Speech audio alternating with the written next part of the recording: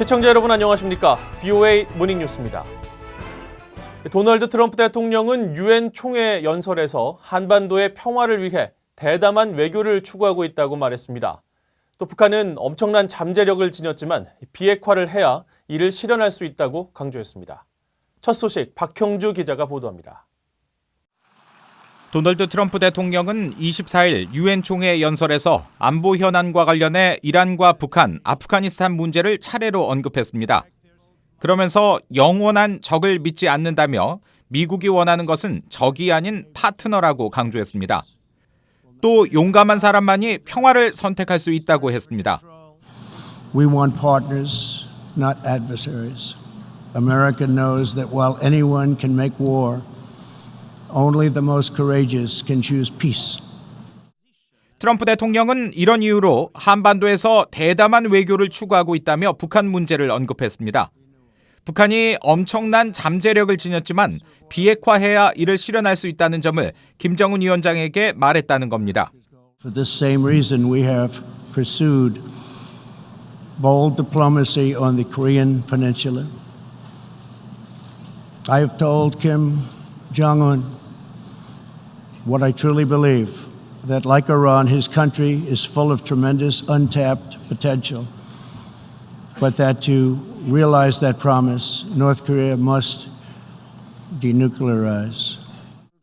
트럼프 대통령은 이어 전 세계에 보내는 미국의 메시지는 분명하다며 미국의 목표는 끝없는 전쟁이 아니라 조화라고 덧붙였습니다. 트럼프 대통령은 전날 문재인 한국 대통령과의 정상회담에서도 김정은 위원장과의 약속을 강조한 것으로 전해졌습니다. 백악관은 미한 정상회담 이후 발표한 성명에서 트럼프 대통령은 김 위원장의 역사적인 싱가포르 하노이 정상회담에서 한 약속을 실현시킬 것으로 확신하고 있다고 말했습니다. VOA 뉴스 박형주입니다. 도널드 트럼프 대통령과 문재인 한국 대통령은 미한 동맹이 한반도와 영내 평화, 안보의 여전히 핵심 축이라는 점을 재확인했다고 백악관이 밝혔습니다. 백악관은 두 정상이 유엔 총회가 열리고 있는 뉴욕에서 23일 정상회담을 열고 미한 동맹을 더욱 강화하는 방안 등에 대해 논의했다면서 이같이 전했습니다. 두 정상은 또 2019년 말 이전에 새 방위비 분담금 협정에 대해 조속한 결론을 내리기로 했다고 설명했습니다. 한편 한국 청와대는 두 정상이 회담에서 방위비 분담금 협상과 관련해 각자의 기본 입장을 설명했고 문재인 대통령은 합리적 수준의 공평한 분담을 강조했다고 밝혔습니다. 북한이 유엔 안보리 결의를 위반하며 불법적으로 해외 노동자들을 파견한 현장을 VOA가 확인했습니다.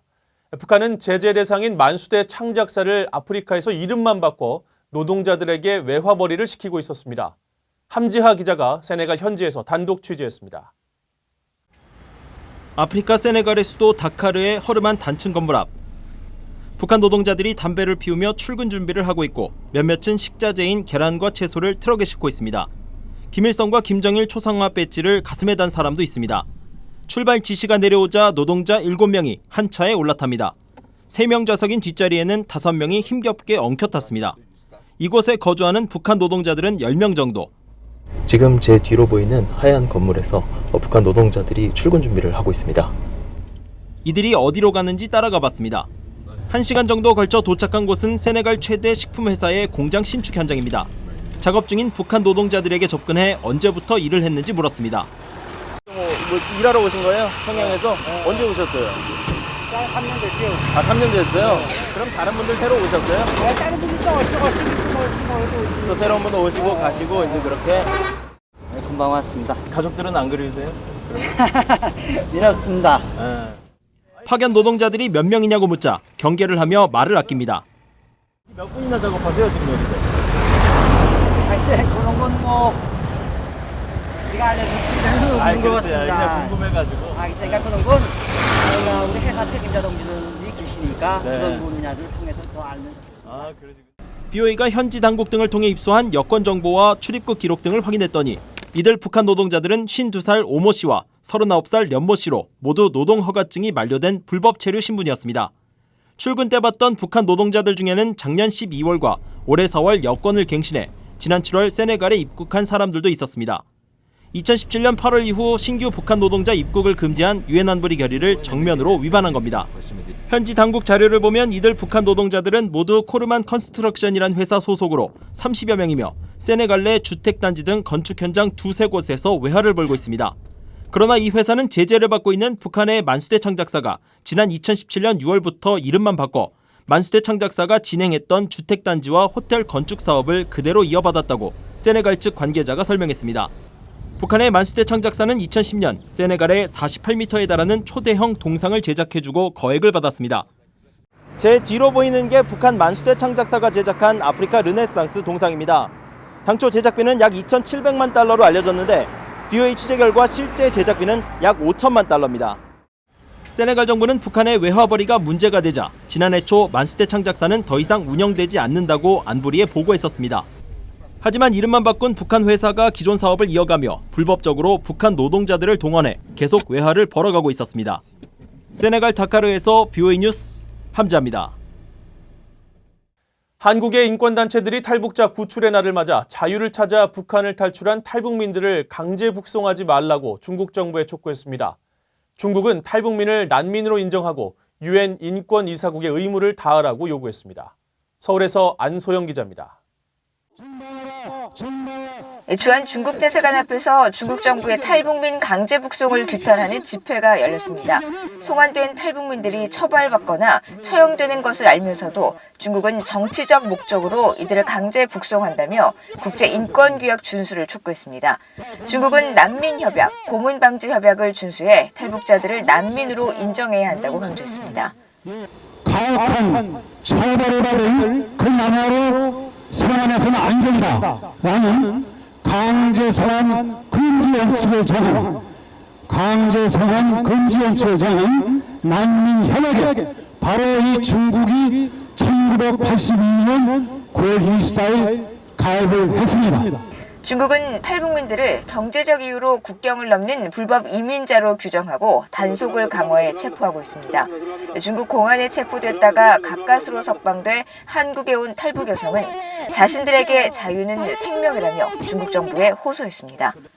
굶어 죽지 않기 위해 자유의 세계로 가려고 목숨 걸고 탈북하는 탈북자들을 감옥에 가두지 말고 원하는 나라로 갈 수 있게 해주십시오. 탈북자들을 북송시키지 말아주십시오. 인권단체들은 중국이 북한으로 송환한 탈북민들이 10만 명을 넘고 지금도 북송 위기에 놓인 탈북민들은 불안에 떨고 있다면서 한국 정부가 적극 나서라고 촉구했습니다. 남북관계 개선 등 정치적 목적에 치우쳐 북한 인권 문제를 경시해서는 안 된다면서 중국의 강제 북송을 막기 위한 한국 정부의 대책을 요구한 것입니다. 탈북자 구출의 날을 맞아 열린 이번 집회는 중국 대사관에 강제 북송 중단을 요구하는 서한을 전달하며 마무리됐습니다. 이번 규탄 행사는 서울을 시작으로 전 세계 25개 도시에서 동시다발적으로 열렸습니다. 서울에서 VOA 뉴스 안소영입니다.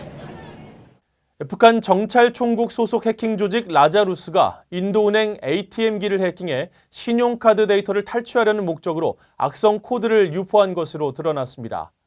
러시아 민간 사이버 보안 업체 카스퍼스키는 지난해 인도은행을 겨냥한 악성 프로그램 ATM D-트랙을 분석한 결과 지난 2013년 라자루스에 의해 자행된 대남 사이버 공격 다크서울과 유사한 형태의 악성 샘플과 공격 형태를 보였다고 23일 밝혔습니다.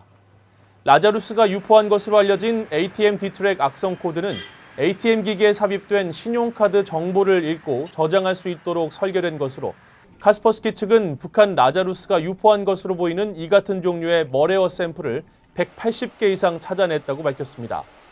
사이버 보안 전문가들은 이 악성 코드가 방대한 양으로 빠르게 확산되고 있다면서 북한 정권을 위한 자금 확보를 위해 북한 해킹 조직이 변종 악성 코드 개발에 열을 올리고 있는 것으로 보인다고 지적했습니다. 유엔 개발계획 UNDP가 올해 3차례의 집행 이사회를 열었지만 신규 대북 사업을 승인하지 않았습니다. 지난 11일 공개된 2019 유엔 개발계획 UNDP와 유엔 인구기금 UNFPA, 유엔 프로젝트 조달기구 UNOPS 등 3개 기구 집행이사회 결정사항 문건에 따르면 토고와 칠레, 에콰도르, 캄보디아, 콩고공화국, 예멘 등에 대한 사업을 승인했지만 북한은 여기에 포함되지 않았습니다. 유엔 개발 계획은 2011년부터 2015년 사이 북한 국가 사업을 진행한 뒤 이를 2016년에 한 차례 연장했을 뿐 2017년부터 3년째 신규 사업을 승인하지 않고 있어 유엔 등 국제사회의 대북 제재 이행 기조를 반영한 것이라고 전문가들은 해석했습니다. 이상으로 VOA 모닝뉴스를 마칩니다. 시청해주신 여러분 고맙습니다.